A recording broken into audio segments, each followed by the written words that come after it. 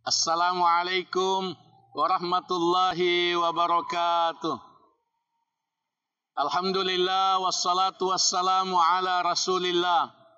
Ikhwani akhawati fillah, a'azzakumullah.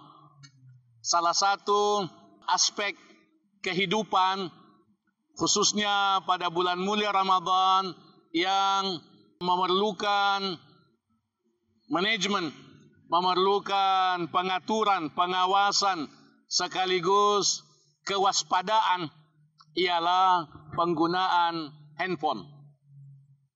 Penggunaan handphone penting untuk kita jadwalkan.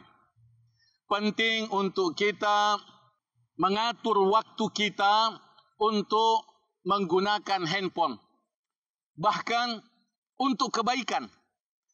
Menggunakan handphone untuk kebaikan perlu ada penjadwalan, perlu ada pembatasan waktu, perlu ada ketegasan, kedisiplinan dari kita untuk menaati aturan yang telah kita siapkan untuk kita terapkan pada diri kita.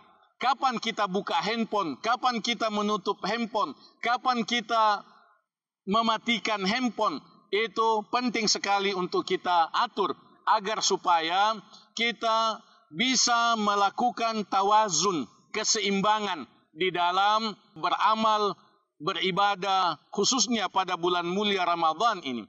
Agar kita bisa mendidik diri kita untuk mewaspadai kelalaian. Jangan sampai kita berbuat sia-sia.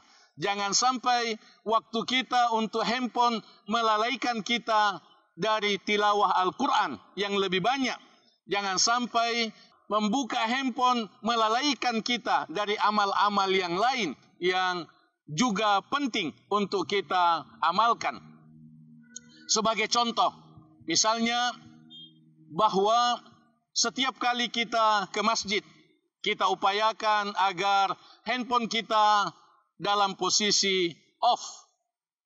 Kita upayakan agar kita tidak membuka handphone di masjid semaksimal kemampuan. Misalnya, kalaupun misalnya kita mengikuti pelajaran dan kita menggunakan handphone, kita disiplin untuk tidak menggunakan handphone untuk misalnya di media sosial.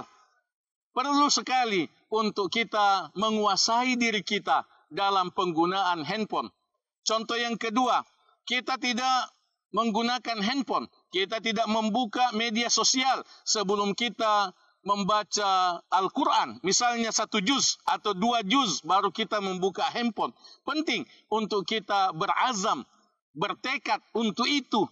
Oleh karena bisa jadi kalau kita membuka media sosial dan kita lupa waktu, kita memberikan waktu yang banyak untuk media sosial, walaupun untuk tujuan belajar, walaupun untuk tujuan dakwah, tapi tidak boleh melalaikan kita atau mengurangi waktu kita untuk membaca Al-Quran, untuk berzikir dan berdoa, untuk amal-amal yang lain.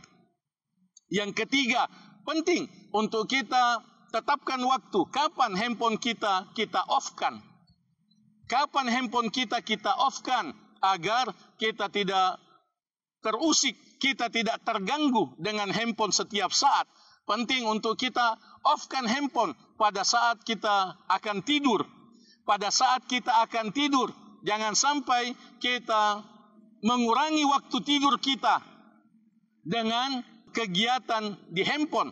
Memperhatikan handphone di media sosial sehingga waktu tidur kita, waktu istirahat kita sangat kurang sehingga pada saatnya kita qiyamul lail kita mengantuk, pada saatnya kita membaca Al-Quran kita mengantuk karena handphone.